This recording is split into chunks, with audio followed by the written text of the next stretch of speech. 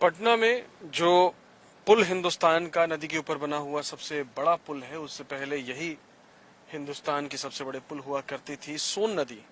छत्तीसगढ़ मध्य प्रदेश की सोन नदी से पर यह बना हुआ पुल है और इसका एक सिरा दूसरे सिरे से, एक सिरे पे खड़े होकर के दूसरा सिरा नजर नहीं आता है। इस पुल की चौड़ाई बहुत ज्यादा है। हालांकि अब आप देख सकते हैं कि इसकी दुर्दशा वही हो रही है जो तमाम नदियों की हो रही है। कांस के झाड़ हैं जिससे तमाम फर्नीचर बनाए जाते हैं, बहुत ही इस्तेमाल में किसानों के बहुत काम आता है। किसान इसका इस्तेमाल अपनी छत के लिए करते हैं। लेकिन दुर्दशा देखिए सोन नदी की। ये वो सोन नदी है जिसे सबसे चौड़ा बेल्ट बनाती थी। और आपको याद होगा कि गंगा को लेकर के जब बातचीत होती है तो यह भी कहा जाता है कि गंगा में जो पानी मिलता है उसका एक हिस्सा छत्तीसगढ़ के जंगलों से होकर जाता है। तो ये वो नदी है जिसके जरिए गंगा में छत्तीसगढ़ का पानी मिलता है। और जिस सड़क पर यह पुल बना हुआ है उस सड़क को जीटी रोड के नाम से जानते हैं। बहुत पुराना इतिहास है, लेकिन मोटे तौर पर यह समझा जाता है कि मुख्य रूप से इस सड़क को हालांकि अलग अलग नाम से जाना जाता है। सड़क ए आजम कहा जाता है, उत्तर पथ कहा जाता है, बादशाही सड़क, सड़क ए शेरशाह इसलिए क्योंकि शेरशाह ने इसका निर्माण करवाया। और उससे पहले लेकिन इस सड़क का जो एग्जिस्टेंस है वो बिफोर क्राइस्ट यानी कि 325 साल पहले ईसा के, उससे पहले रहा है। और ये बेसिकली हिंदुस्तान को मध्य एशिया से जोड़ने वाली सड़क है। आजादी के पहले इसका विस्तार बांग्लादेश से लेकर के अफगानिस्तान तक हुआ करता था। और अभी जो इसके दो हिस्से हैं, तीन हिस्से हैं बल्कि ये कहना चाहिए।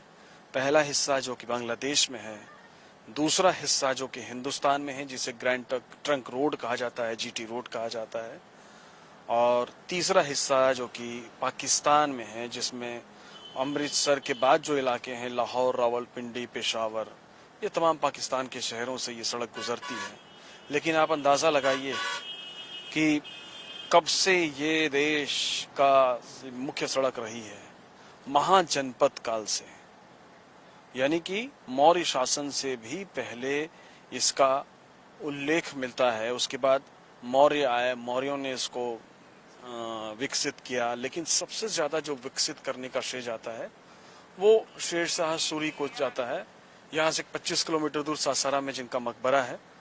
और तब इसको अंग्रेजों के समय में जो और डेवलपमेंट इसमें हुआ, उसके बाद इसको जीटी रोड कहा जाता।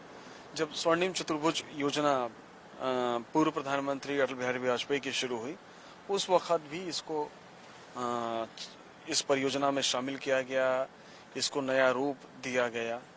और ये मुख्य सड़क है हिंदुस्तान के उत्तर भारत से अलग अलग शहरों को जोड़ने वाली ये सड़क है।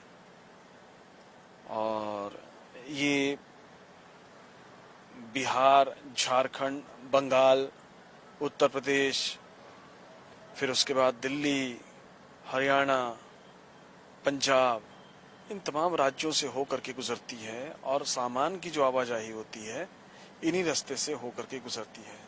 लेकिन आप देखिए नीचे कांस के पौधे हैं, बड़ा सा मैदान है, लेकिन ये मैदान नहीं है बल्कि नदी है।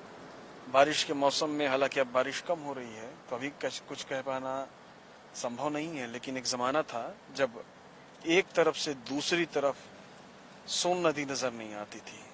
सोन नदी के अलग अलग हिस्से आज भी नज़र आते हैं। बीच का जो पूरा हिस्सा है वो कांस के पौधे हैं, पेड़ हैं।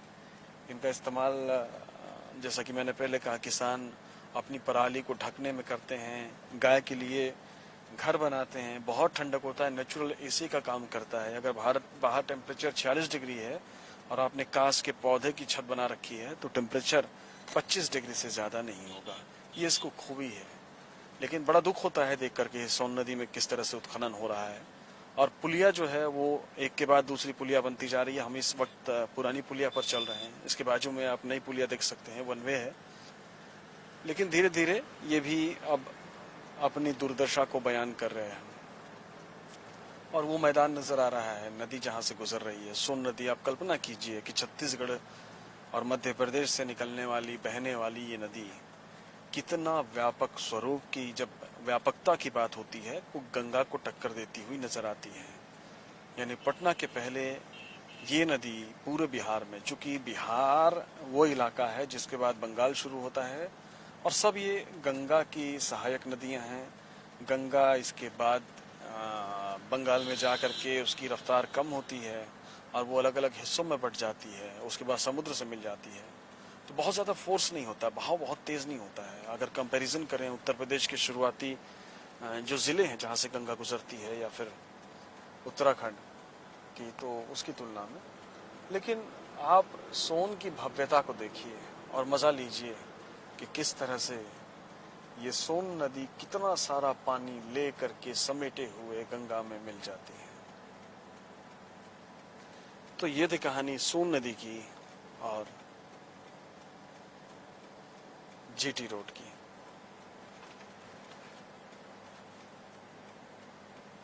नमस्कार।